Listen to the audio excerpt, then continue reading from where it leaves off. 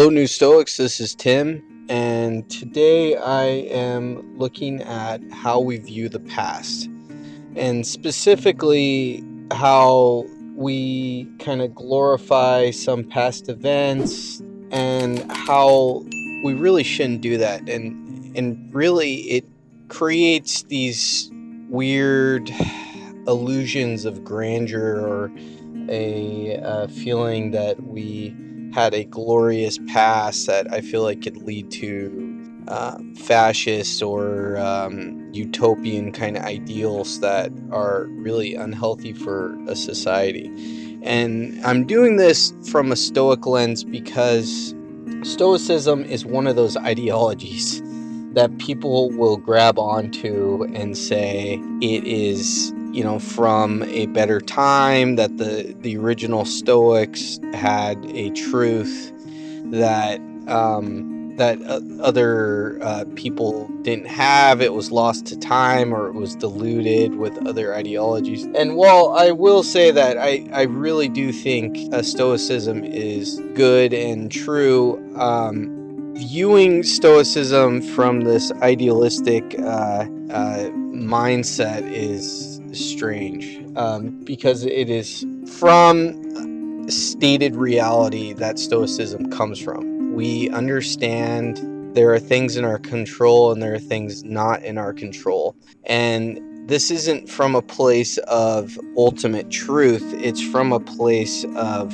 empiricism, that we look at how the world is and we know that this is true. And looking at the original Stoics, especially, I've seen this a lot with Epictetus and Marcus Aurelius and Cato the Younger, is people will look at them as these ideal Stoic sages, and they had this great wisdom that they passed on to us, and there's never been anybody as good as them and all this kind of stuff. This is not a good way to think, especially not a good way for a Stoic to think, because it places us, first of all, it places us in a position where we're idealizing Roman and Greek society and ancient and Roman Greek culture, which I don't think anybody even has a semblance of how those societies actually functioned, or really want those societies to function in modern society anymore. But it also puts way too much pressure on us. It's easy to look at these biographies to learn about these people and see how hard their life was, or how they lived Stoicism to their last breath. But it should never be done in such a way that we can't achieve that kind of life or live that kind of life in a similar kind of way. We're never going to be a Roman emperor, and we're never going to be a Roman senator.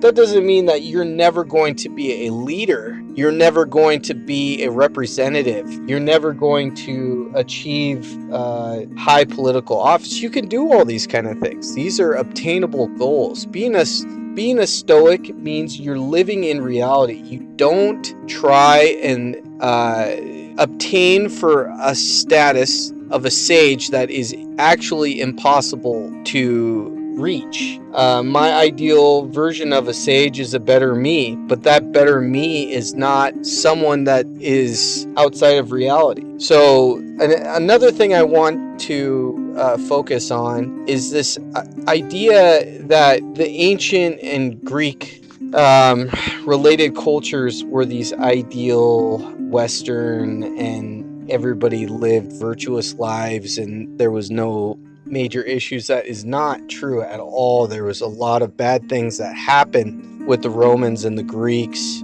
I don't even need to go into detail about some of the relationships that Greek men had with young boys, or just the way that women and lower class and the slave class was treated in these societies was terrible. And one of the things that's always disturbed me was that probably only the Epicureans were open-minded enough to see that these societies that we're living in were extremely unfair. And the society that we're living in right now is a much better place in that regards, because we don't have slaves, and we strive at least to have equal rights. So we need to stop idealizing Greek and Roman culture when we view these philosophies, and understand that some of these people may have been hypocrites.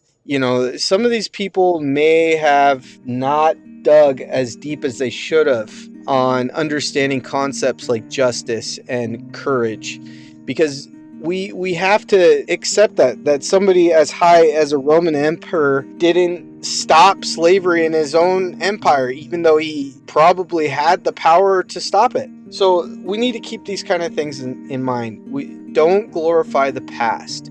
The past can teach us certain principles, but we have to understand that there has been quite a bit of social progress, and we could apply these wide-standing virtues to a more just and fair society. And we could only hope that it continues to stay just and fair. Well, anyways, I hope everybody's having a great day. Please like and subscribe. It'd be great if we could get about 15. We got 15 likes in one of our videos, and let's just keep doing that. And please comment and let me know what you think. Have a great day.